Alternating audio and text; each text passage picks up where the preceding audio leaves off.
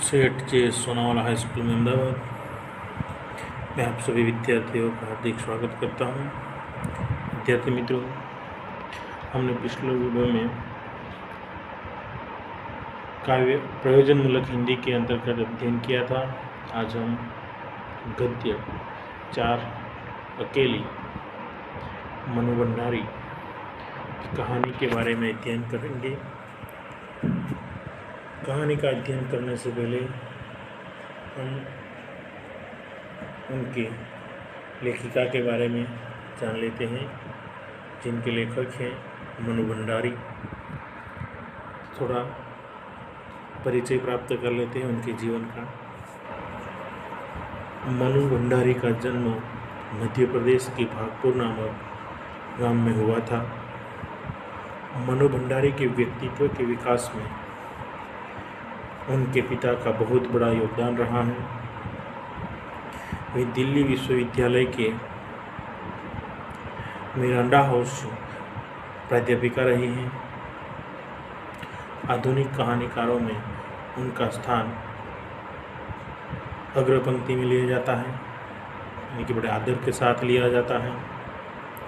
मनु भंडारी की जो कहानियाँ हैं, जो कृतियाँ हैं, जिसमें कहानी, उपन्यास एवं नाटक विद्या को अपनाया है।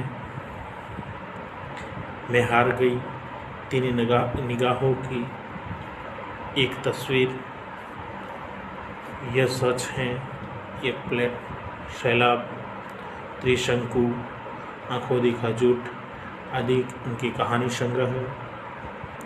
आपका बंटी, स्वामी, महाभोज, कलावा आदि उपन्यास है।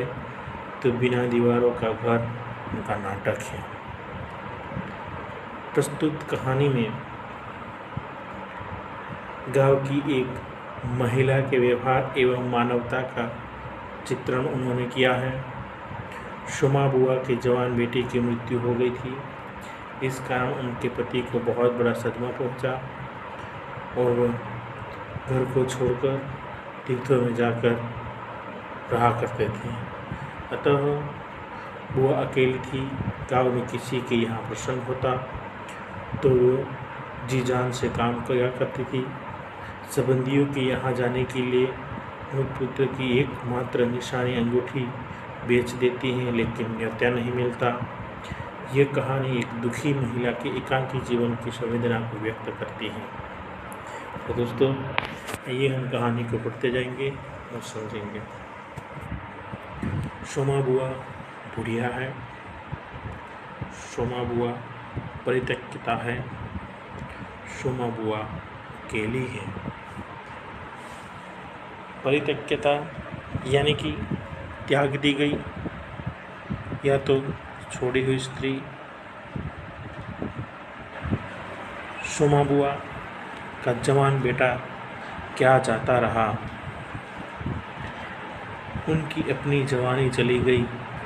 पति को पुत्र वियोग का ऐसा सदमा लगा कि वे पत्नी घर-बार त्याज कर तीर्थवासी हुए और परिवार से कोई ऐसा सदस्य था नहीं कि जो उनकी एकाकीपन को दूर करता।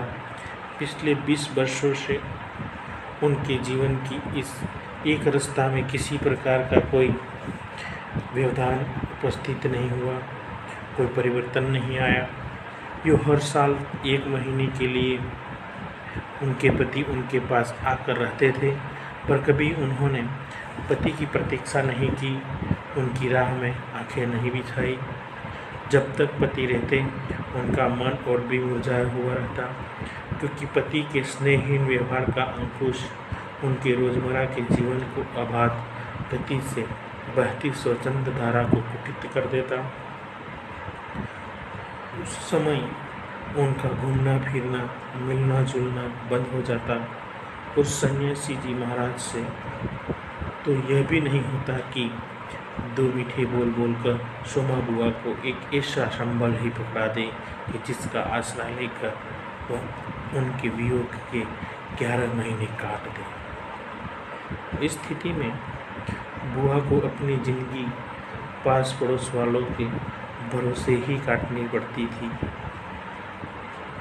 किसी के घर मुंडन हो, छठी हो, जनेऊ हो, शादी हो या गमी, बुआ पहुंच जाती और फिर छाती फाड़ फाड़ कर काम करती, मानो वो दूसरे के घर में नहीं अपने ही घर में काम कर रही हो। आजकल सोमा बुआ के पति आए हुए हैं और अभी अभी कहा सुनी होकर चुकी हैं। बुआ आंगन में बैठी चुप धूप खा रही हैं, पास रखी कटोरी से तेल लेकर हाथों में मल रही है और बड़बड़ा रही है। इस एक महीने में अन्य अवयवों के शिथिल हो जाने के कारण उनकी जीभ ही सबसे अधिक सजीव और सक्रिय हो उठती है।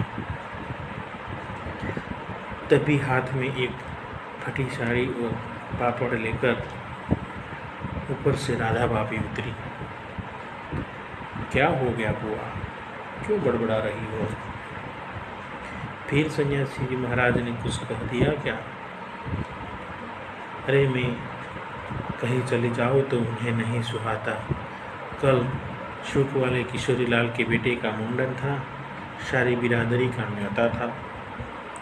मैं तो जानती थी कि ये पैसे का ही गुरु हैं जो मुंडन पर भी सारी बिरादरी को न्योता हैं, पर काम उस नई नवेली बहू से संभलेगा नहीं, सो जल्दी ही चली गई। हुआ भी वही, और सरक कर बुआ ने राधा के हाथ से पापड़ लेकर सुखाने शुरू कर दिए। एक काम गत से नहीं हो रहा था, अब घर में कोई बड़ा बूढ़ा हो तो बता, या कभी किया हो तो जाने। गीत वाली औरतें मुंडन पर बन्ना बन्नी गा रही थी।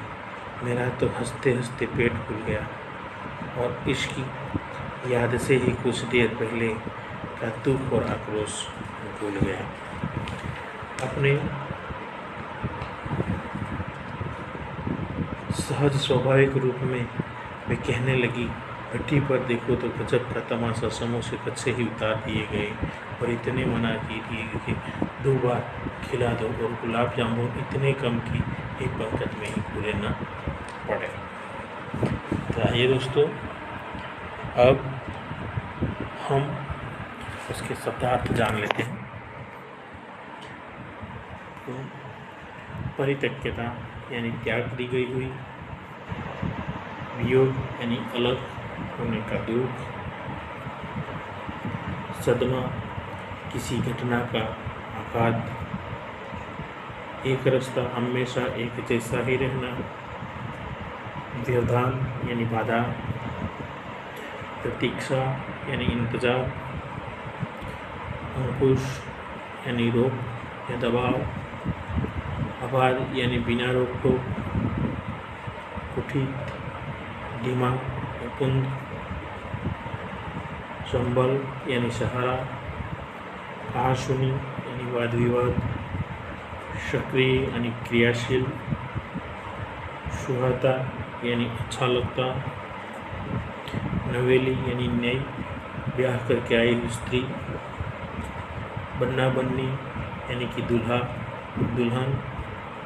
अब शब्द समूह के लिए एक शब्द उसमें है, वो जान लेते हैं कि पति ने जिसे त्याग दिया है वैसी स्त्री, जिसे हम परित्यक्यता भी कहते हैं, और एक रास्ता यानी सदा एक रूप में ही रहना, यानी कि एक जैसा ही रहना, इसमें कोई परिवर्तन ना हो,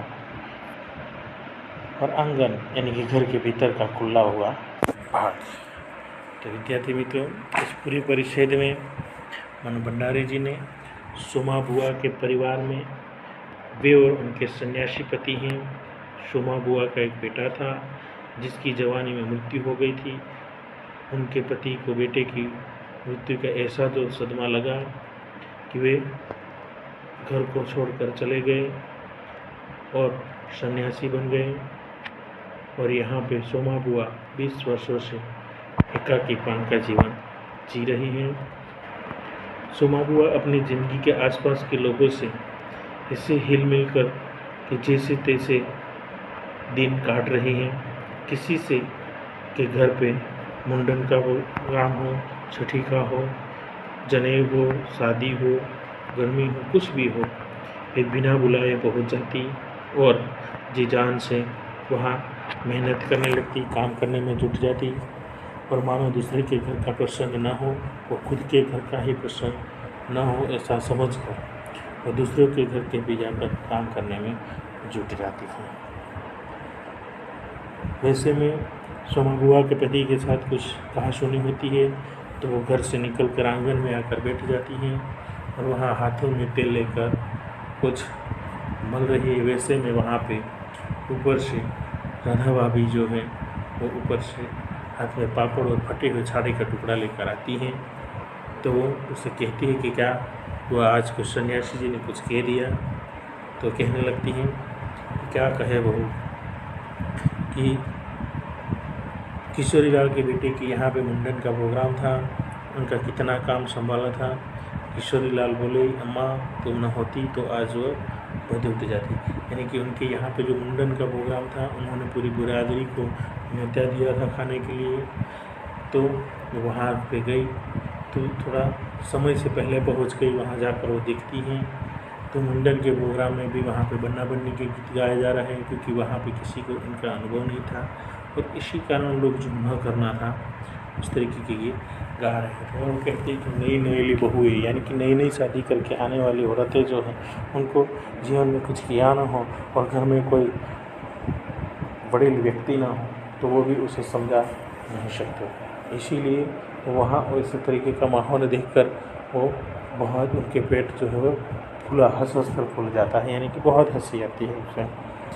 और फिर कहती हैं कि जो खाने के लिए जो चीज़ें बनाई जा रही थी वहाँ देखो तो समय से तो इतने सारे बना लिए गए थे कि 2 बार पंखत लगा दो फिर भी वो ख़त्म ना हो और गुलाब जामुन तो इतने कि एक ही पंखत में अपना पहुँच पाए। तो विद्यार्थी मित्रों कुछ यहाँ तक आज हम पढ़ते हैं, अगला हम अगले वीडियो में पढ़ेंगे। धन्यवाद।